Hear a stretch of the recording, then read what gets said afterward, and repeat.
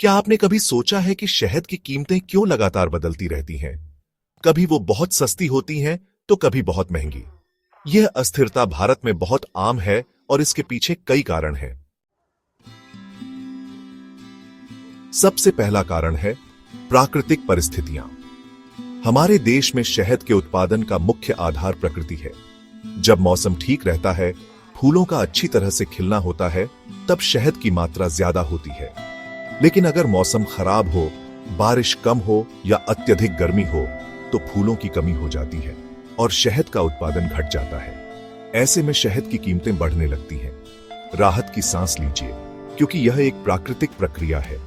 जब प्रकृति हमें खुश करती है, तब शहद की अधिकता होती है और उसकी कीमत कम रहती है। लेकिन जब कमी होती है, तो कीमतें चढ़ने लगती हैं। ये प्रकृति की गति है, जिसे हम नहीं बदल सकते। अब बात करते हैं कृषि से जुड़े मुद्दों की। भारत में शहद का उत्पादन मुख्यतः किसानों और छोटे उत्पादकों द्वारा किया जाता है। कई बार किसानों को शहद निकालने में समस्याएं आती हैं, जैसे कि मधुमक्खियों का स्वास्थ्य ठीक न होना या उनकी प्रजातियां कमजोर पड़ना। इसके अलावा खेती में कीटनाशकों का प्रयोग भी मधुमक्खियों के लिए खतरनाक हो सकता है। जब ये समस्याएं बढ़ जाती हैं, तो शहद का उत्पादन कम हो जाता है और कीमतें चढ़ने लगती हैं।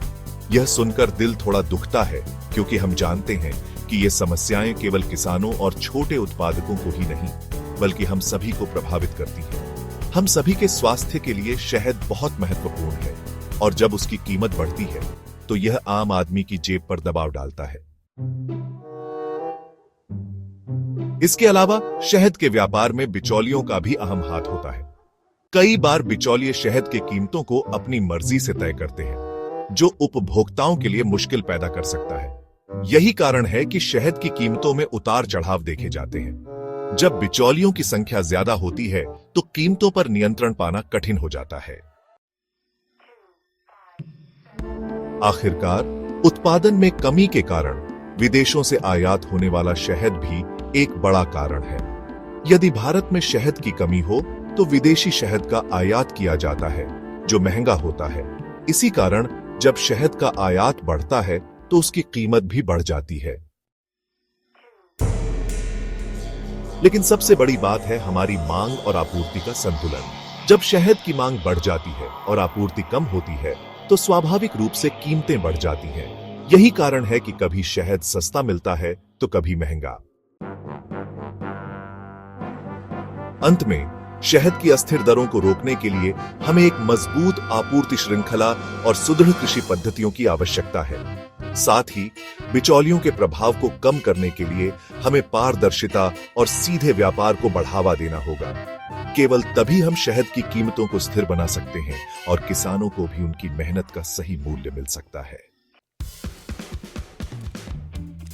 यह सच है कि हमें इस स्थिति को बदलने के लिए एकजुट होकर काम करना होगा, ताकि हम शहद के उत्पादन में और शहद की कीमतों में स्थिरता ला सकें।